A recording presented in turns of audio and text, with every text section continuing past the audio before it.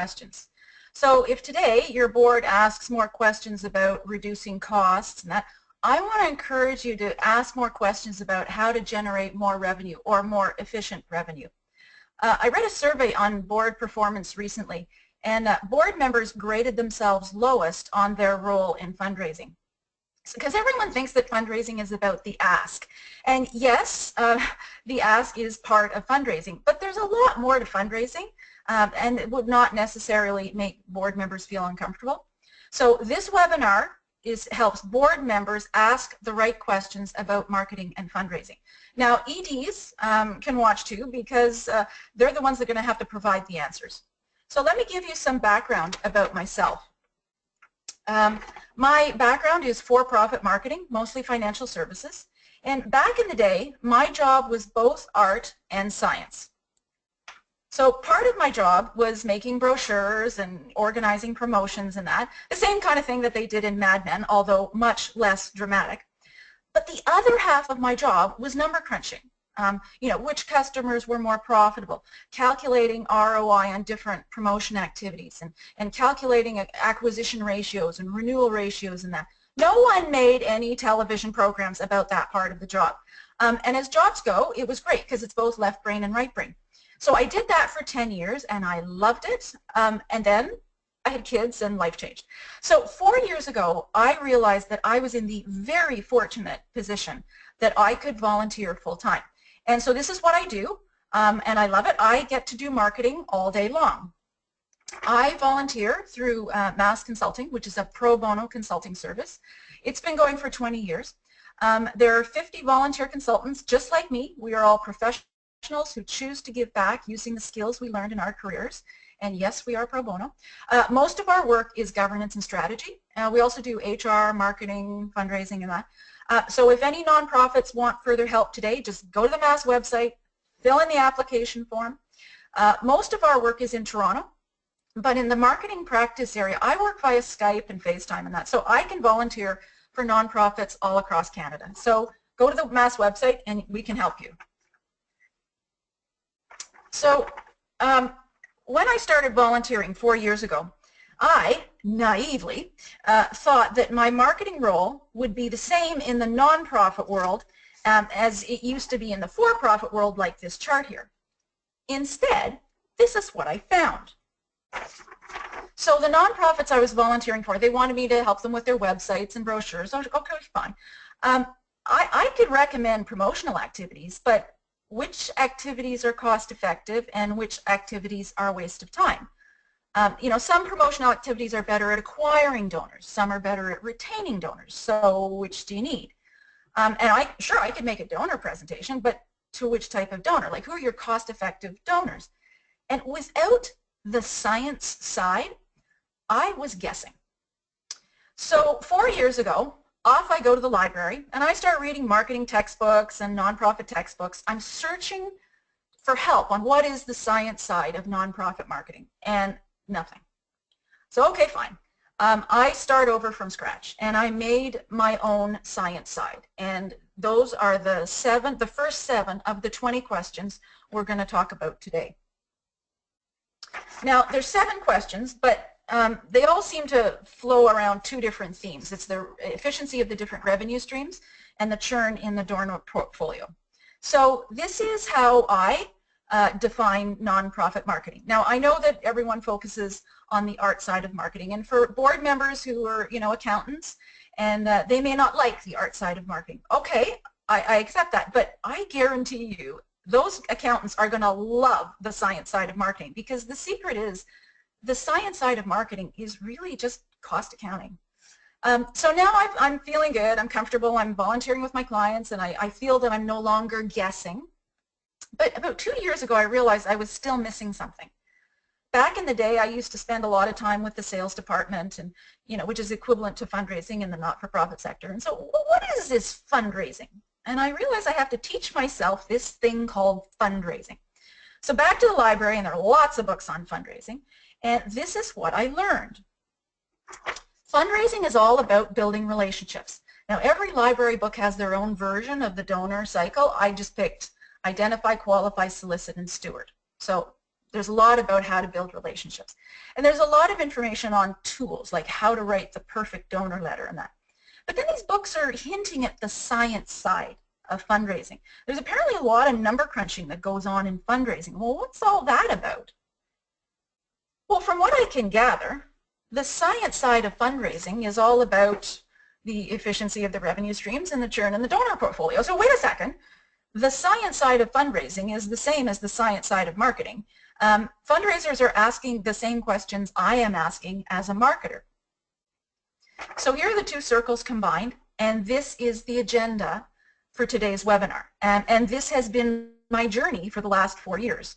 Now my journey continues. If we connect in a few years, I may have more to say. But today's webinar will get you started. So we're going to start with the money. The overall goal is to help you, the board, balance revenue efficiency with other social goals. Now there are 7 questions. Only 3 questions actually apply to small nonprofits. So let me just pause here. And what's the definition between a small and a mid-size and a large? Well, there actually is no formal definition. And even at Mass, each of the different practice areas has a different definition.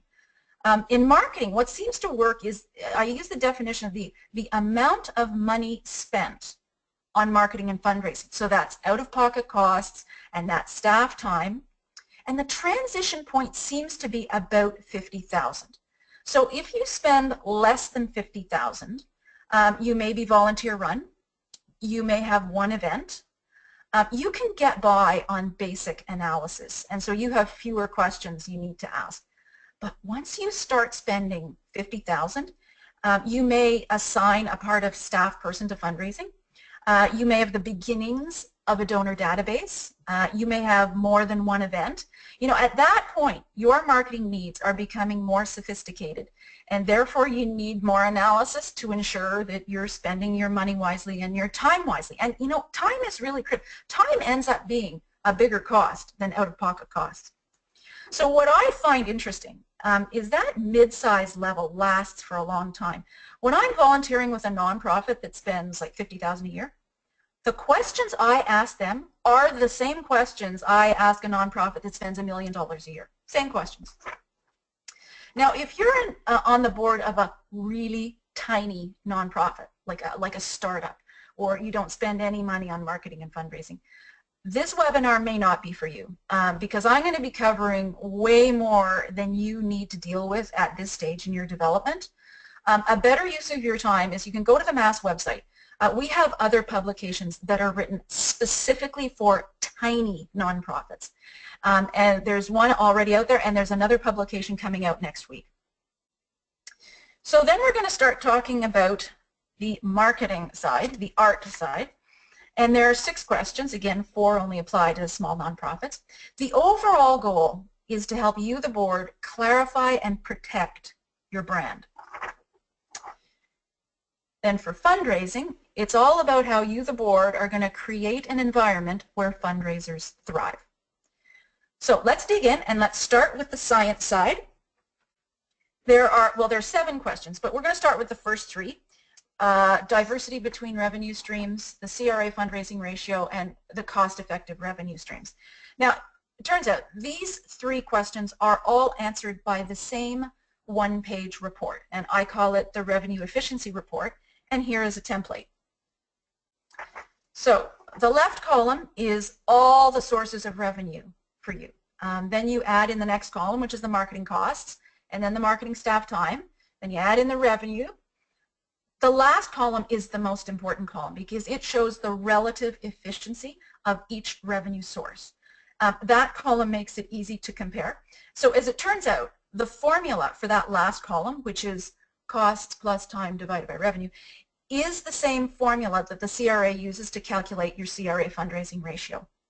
So the goal of this report shows the profitability of each revenue stream by comparing each cost with each revenue. It takes about an hour to prepare once a year at year end, and I create one of these for every one of my clients. It's the only way I can advise them without feeling like I'm guessing. Now this report may look scary, but remember, it is not a financial report. It will not be audited. It's for management purposes. So it's okay to make an estimate. In fact, resist the temptation to do too much analysis. When you feel you have filled in enough of this report to make a decision, then stop. Because if more detailed analysis will not change that decision, then don't waste your time fine-tuning the report. So let's start with an example. Let's start with the revenue.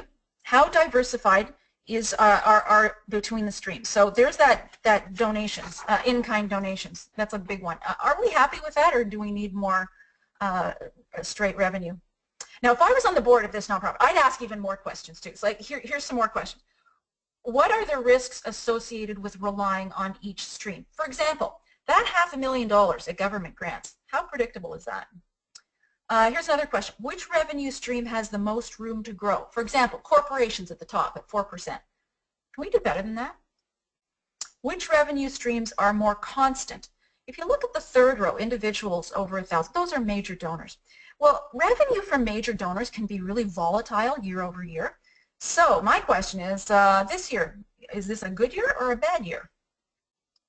And then what lessons did we learn last year? So let's move on to question number 2 about the CRA fundraising ratio. So in order to do that, you have to add in the marketing costs and add in the staff time. Now, remember, don't worry. Your staff don't need to do time charts. Just an estimate of their time is good enough. So this nonprofit's CRA fundraising ratio is 21%, and that's great.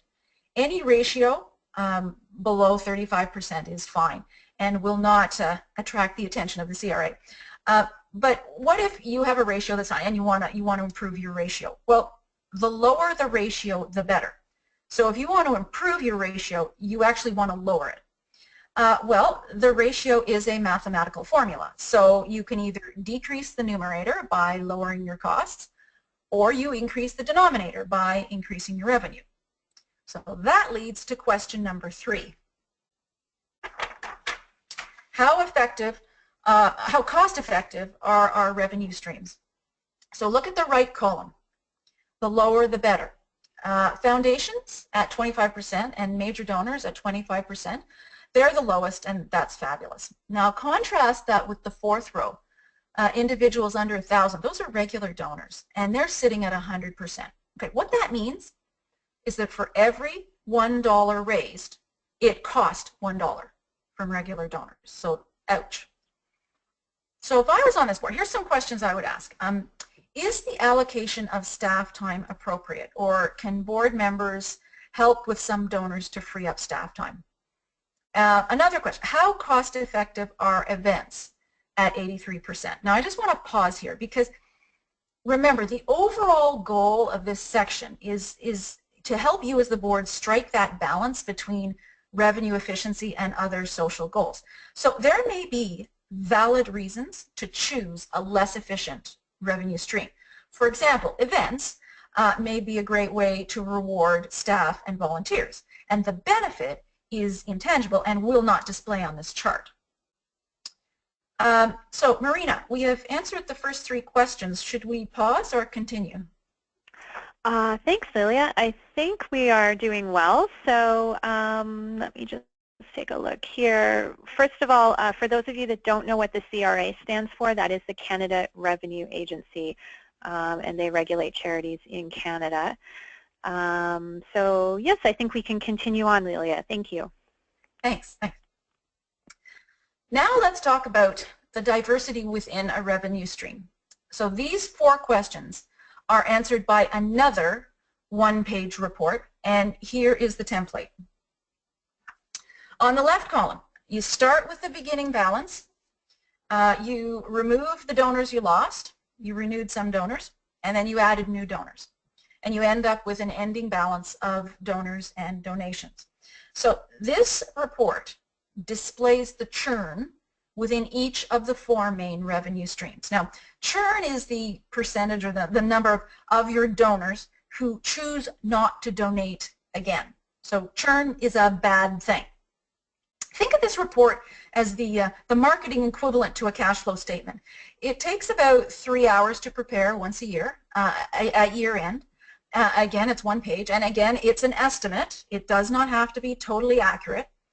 Now, I just want to pause here. Small nonprofits may not be able to do this report because you need to have a donor database, and small nonprofits typically don't yet have a database that they can manipulate there. So hang on a few moments until we return to questions that apply to you.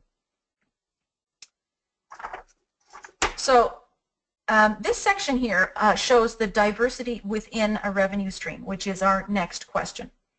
So if I was a board member, I would ask, how exposed are we if that major donor does not renew? So that top donation of $10,000, that's actually a third of all the corporate donations. So how predictable is that corporation? Are they going to renew? Now let's compare the number of donors at the beginning of the year and the end of the year. They started with 20 donors. They ended with 20 donors. That looks like corporate donors are loyal, right? Well, maybe, maybe not.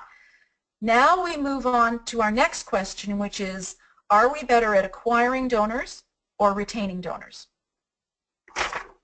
In this example, they are great at acquiring donors. They attracted 15 new corporations last year, but they lost 15 corporations. So their corporate donors are not loyal. That 25% is a low renewal ratio. So if I was on this board, I would want to investigate why the corporations don't renew. Like, are they unhappy with the experience? And what would it take for a corporation to stick around? Perhaps it could be a telephone call to each corporation, or perhaps a visit with a board member in the ED. That low renewal ratio is a red flag to me, and the board needs to find out what's going on. Now we can compare with other revenue streams. So now the board can talk about like which donors are most loyal. So if you look at the bottom row, the renewal ratio, the foundations are at 75% and major donors are at 60%. And that's great. That's great. Which donors need more attention from staff or attention from board members? For example, your board members may have lots of connections to the corporate world, so they could focus on this donor type and let the staff focus on improving communications to regular donors, which, by the way, at a renewal ratio of 10%, that's kind of sad. Something needs to happen on that one. What is our definition of a major donor? For example, here the threshold is currently $1,000. Should we lower the threshold to $500? And that would free up more regular donors that we could boost to a next level of donations. Once you make this report, you as the board can have a rich discussion and come to some conclusions for staff to follow, which leads to the next question. Next year, how should staff allocate time and money? Now, I believe this is the most important question, and I believe that it is the board responsibility to decide this. So on the top row there's space for revenue and staff time and board time. So I've tried to keep it as simple as possible using directional arrows. So the board needs to decide which way the arrows go, up or down or stay the same. And this is where the board starts committing their own time. Ask yourself, which audiences deserve more attention next year and who should be giving them the attention, the board or the staff? Do we have the right balance between revenue efficiency and other goals? For example, if advocacy is in your mission, well, somebody needs to spend some time with the community and the politicians. So who's going to do that? Are there other reasons to pursue a less efficient revenue source? For example, events can benefit employees. The hard part about this chart is that time is finite. It's easy to put up arrows to say what you want more of. It is hard to say what you will give up to attain that. So just ensure that for every up arrow, there is an equivalent down arrow, unless you, the board, agree to hire more staff. Marina, we've covered the science side of marketing and fundraising. Should we pause or continue? I think we can continue, Lelia. Thank you. Okay. So now let's focus on the art side of marketing. And no, I am not going to turn everyone into madmen. So I just want to pause here. For board members who are new to the nonprofit sector, you may be wondering, like I did 4 years ago, what is the difference between for-profit marketing and non-profit marketing? My answer is there is no difference. The skill sets are the same, the deliverables are the same. To me, the issue is not for-profit versus non-profit. To me, the issue is large versus small. So if you're a board member of a small nonprofit, you will face the same marketing challenges as a small for-profit. If you're a board member of a large nonprofit, you will face the same marketing challenges as a large for-profit. Where it gets interesting is if you're a board member that switches. So if you switch from a small to a large, you will notice a huge difference in marketing needs, but that has nothing to do with the charitable status. It's just because it's a larger organization and the marketing is more complex and there's more staff and there's more risks, but it has nothing to do with the charitable status. So our first question is our message unique, clear, and consistent? Okay. At Mass, we have a lot of small nonprofits as clients, and most of the nonprofits I see, they create brochures sort of when they need them over the years, and then they build a website separately, and then they build an annual report, and then someone makes new business cards. And when you bring them all together, do they look like a family? Is the visual look the same, and are the messages consistent? Maybe it's time for an overhaul. So here's what I do, and it's really quite simple. I just collect every item that has your logo on it and lay them out on a table, and the answer to this question will be very obvious. Are there gaps in our touch points? Okay, a touch point is any contact with a donor, whether it results in a donation or not. And the effect of a series of touch points is cumulative, so it's really hard to isolate any one touch point and the benefits from it. So you need to look at yourself as others see you. In marketing lingo, this is called mapping the donor journey. How you do this is you place your mind into the mind of each donor type, and you go step by step over the entire multi-year relationship and review your own performance from the point of view of a donor. Now, I am the first to admit that this process is long and tedious, but you know, it's also humbling because it reveals your gaps, and you can see how you're being inconsistent. You can have some real ouch moments on this. Now, only staff should perform this process because this is far too hands-on for a board member. But you as a board member should see the results from this process and see where the gaps are. And then you're the ones that have to figure out how you're going to find the money to pay to fill the gaps. How effective is our social media? Okay, this is a one-page report, and it summarizes your digital face. So once a year, you review the goals of each of your media and review the metrics and decide whether the hours per month that staff are devoting are worthwhile. Now that last column, that's the column where the board can decide whether to increase or decrease your presence there. So here's an example. Look at the bottom row, the one on Pinterest there.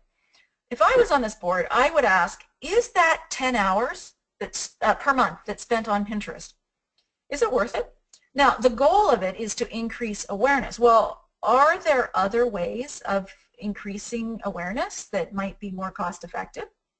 You know, social media is great, but it can be a time sponge.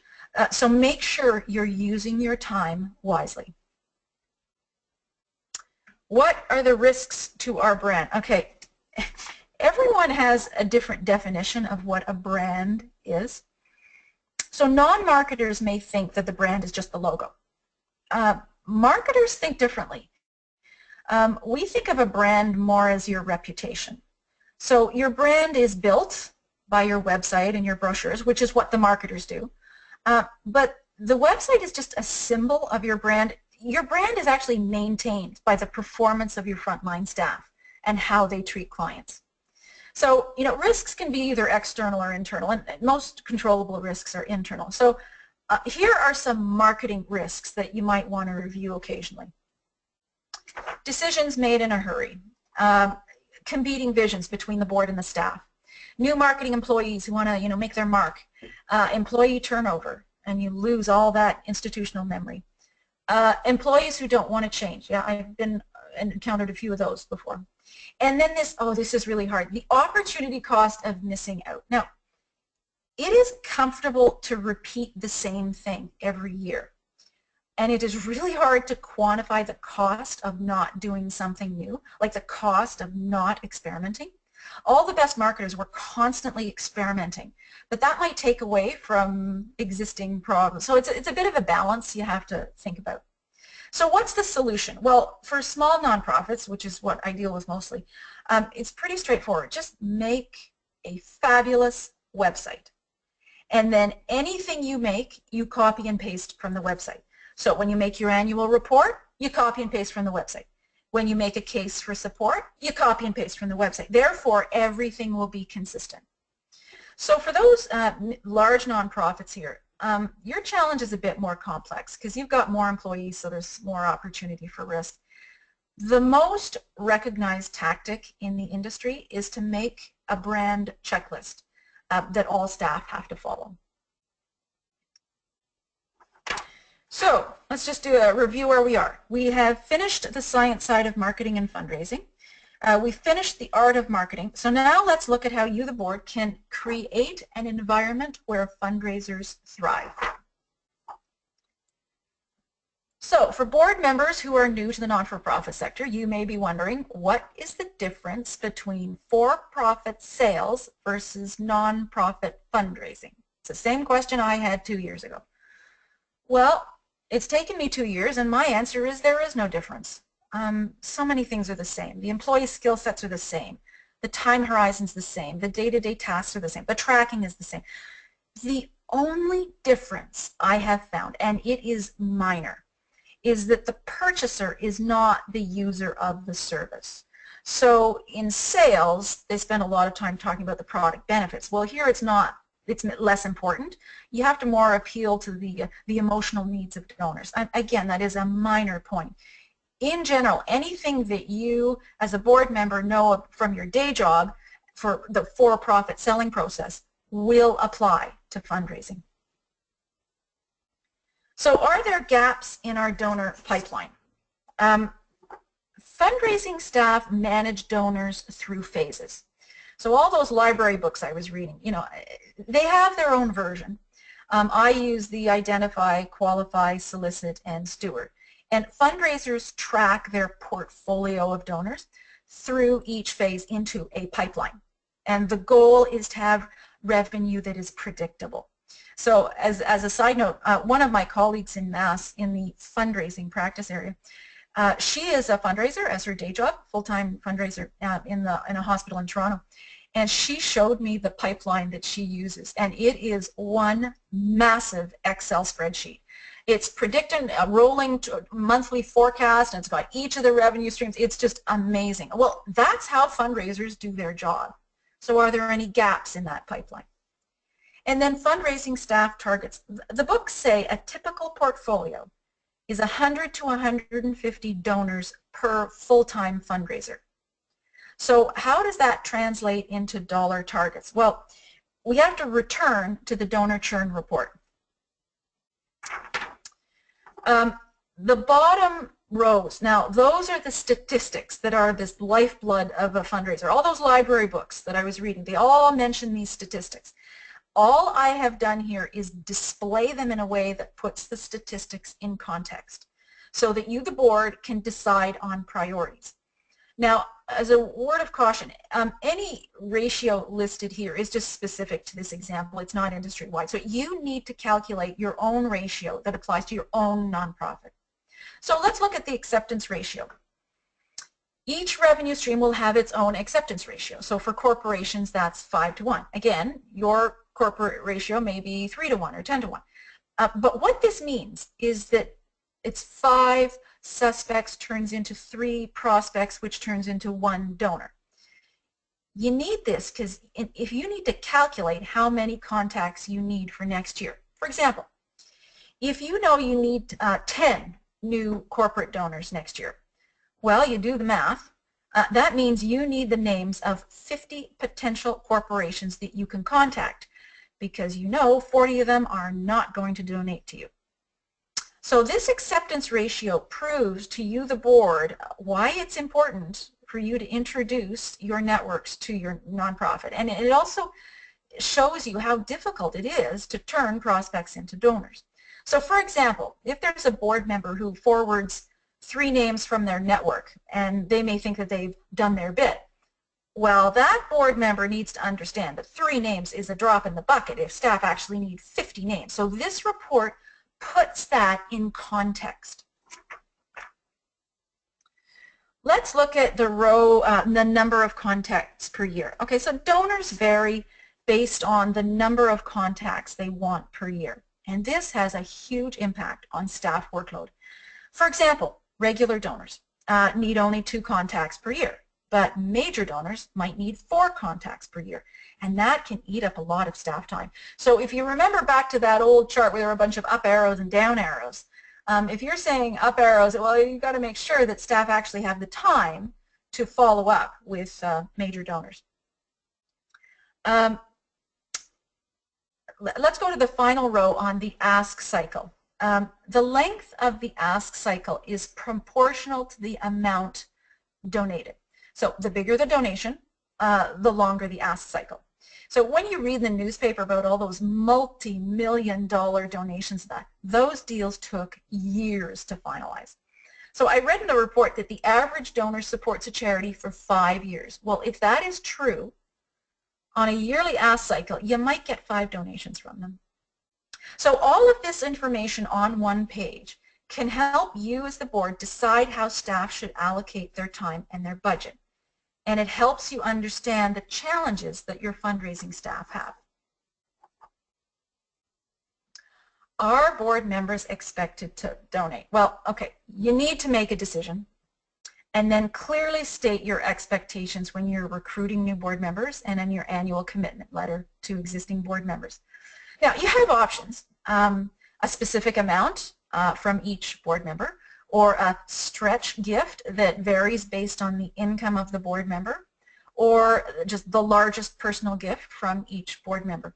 You do want some flexibility to maintain diversity in your board. You don't want the requirement for large donations preventing good work in other areas.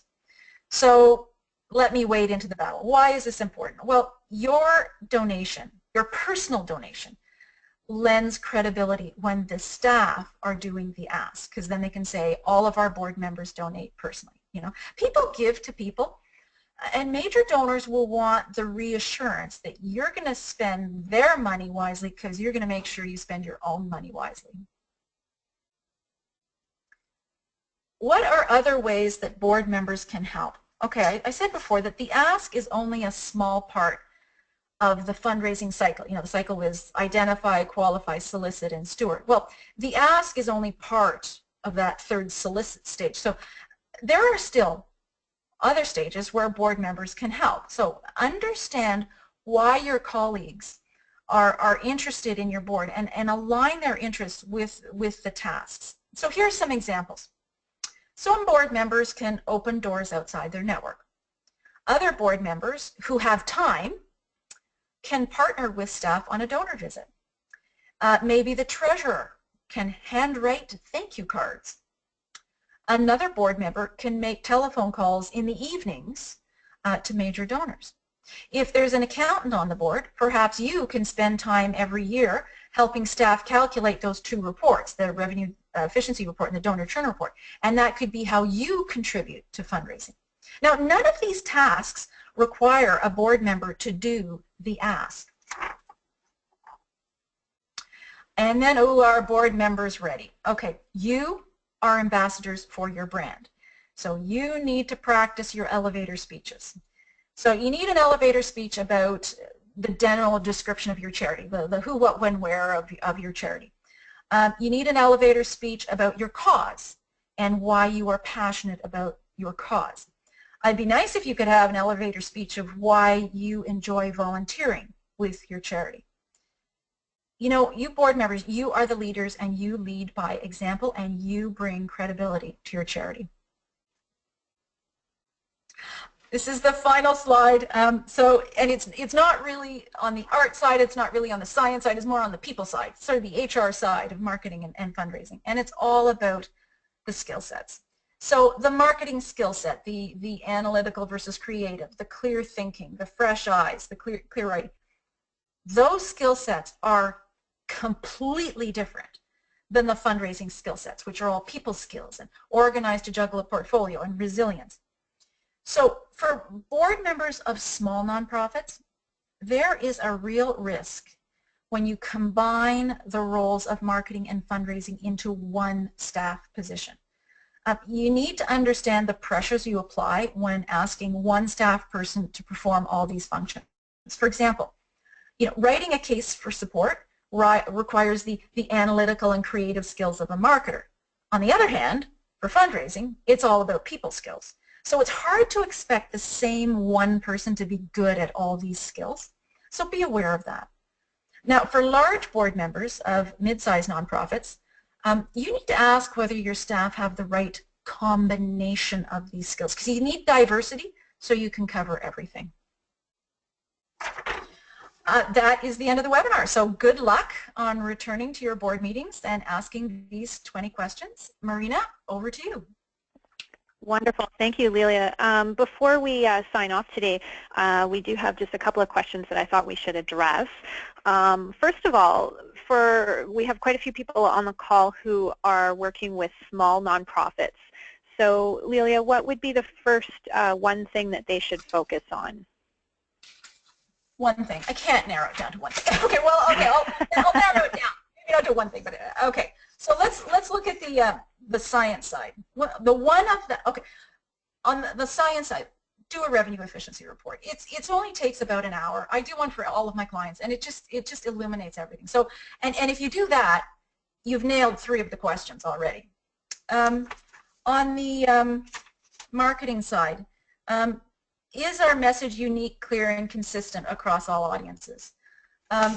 It doesn't take much to just put all your items all on a table and just figure out, are you do you have a professional looking appeal? Because if you do that right, you can look a lot bigger than you actually are. And then on the fundraising side, the one question I would pick is, are board members ready? Do they have their elevator speeches ready? Are they ready? Because you're the brand ambassador. You never know when you're going to be called on. So make sure the elevator speeches are figured out. Wonderful. Great. Okay, so let's move on to just another question here. Now, with the reports, I noticed that some of the reports are based on dollars and some are based on donors. Can you explain why that is? Yeah, it's really just the reality of what it would be ideal if both reports were based on dollar amounts, which the revenue efficiency was. It's the donor churn which is based on donors, and it doesn't really matter. You can have a donor churn report based on donations or on donors. You should, in theory, come to the same conclusions.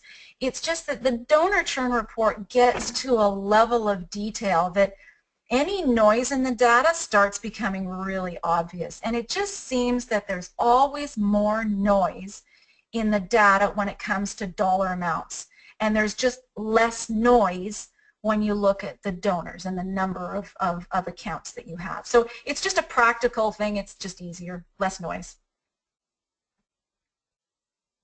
Great. And Lelia, you mentioned that you are a professional volunteer. Maybe we'll end off today with what do you find your biggest challenge when working with organizations? My biggest challenge. It's a big one. Let me keep this in perspective. I've got a pretty nice life, so I'm not complaining too much. It's more a trap that I fall into. And you think after 4 years I wouldn't keep on falling into these traps, but I keep on doing it. And it's problems with marketing projects are never about marketing. Well, the problems may appear on the surface to be about marketing, but when you dig a little deeper, it's always governance or HR. And for example, if I look at I once had the donor churn report, and I was working with a client on that one, And everything was going fine in that. And I thought, geez, you know, there's some patterns emerging here. I thought, oh, that's kind of weird in that. Well, turns out that the patterns were, the different staff had been assigned to different activities, and there was a real difference in the quality of the work being done by the different staff levels. And that had been going on. I didn't know that was coming at all. And so here it is, although I am talking about on the surface a marketing report, it just ends up unveiling this huge HR issue. So it just sort of didn't see that one coming. And you know, when I look at back on all my clients, I figure I have a ratio of about 1/3 to 2/3. So 2/3 of my clients, yes, everything proceeds normally and everything's great and everything's fine. And then literally 1/3 of my clients, just bombs go off. And from my point of view, it is so perplexing because their marketing challenges are the same. Why is it one client's fine and the other client's not? The marketing's fine, but it's never about the marketing. Like, for example, in Mass, we have a lot of small nonprofits, and so what I end up doing is rebranding. And part of it is I create a lot of new websites, and so I always create a first draft, and then we work to finalize the draft, and then it goes live in that. And normally when I give over the first draft, you know, everything's fine. But honestly, on 3 separate occasions, I handed over the first draft, and bombs go off. And it's, what? I did not see that one coming. Well, as it turns out, there was a lot of politics within the organization about the old website, and you know, they didn't want to change, and here's suddenly I show up and it's got a new website, and there's just a lot of, and so, you know, I'm talking about a website which is a marketing issue that uncovers this huge HR issue or this change management issue and that. And like another one, here's another example, like on the fundraising side. Remember I say that our board members ready and are they expected to donate? Well, a lot of the small nonprofits that we deal with at Mass, you know, even though the ideal board composition should be, there should be a lot of diversity of skill sets within the board, but the reality is that small boards, they, you know, they have gaps in the skill sets, or they've been around for a long time and they're really sleepy, and so this is sort of going on underneath, and then I show up and say, well, you gotta practice your elevator speeches, you need personal donations, and then whoa, it goes. So even though I'm talking about fundraising, I've suddenly uncovered this issue about governance. So if you're working along and things are not working well, well, maybe you're just part of that 1/3 that you're falling into these traps where it's really not about the marketing and it's really not about the fundraising. It could be about governance and HR. So that's the trap I fall, and I continue to fall into this trap all the time. So, Marina? Thanks, Lelia. Well, it sounds like just more evidence that everything is all connected when it comes to nonprofits, and I think our audience knows that well for sure. So I want to thank you, Lelia, for a great presentation. We are going to wrap up just a little bit early today, which is kind of a first for us, so we'll get you back to your desks and your regular work shortly. Just before we sign off, I know there's been a few questions about whether or not you'll be getting the slide decks, the recording, the reports in particular that were covered today. We are doing things a little bit differently this time. Instead of sending out just the slide deck as a PDF to you, we will be sending you a white paper that Lelia has created that covers all of the material in the slide decks, and then it has actually even more material for you as well. So you are going to get all the slides plus more, and then you'll have all of those reports and spreadsheets and all of that right there that you can make reference to. And of course, we will have the full recording available for you as well, so you can listen to the recording again or share with others that might be interested. We're also going to be including a link to a short survey in that email that we send to you. If you could take a minute to fill that out, it's really helpful for us, helps us with our future webinar content and our delivery. You'll have an opportunity there to let us know if there's other topics you'd like to see covered in a future session, so please do fill that out. Look for that with the recording and the slide deck and everything tomorrow morning in your email inbox. Thank you again, everyone, for joining us today. I hope you have a wonderful rest of your day, and thank you to you as well, Lelia. You're welcome. Great. Thank you, everyone. Bye-bye for now.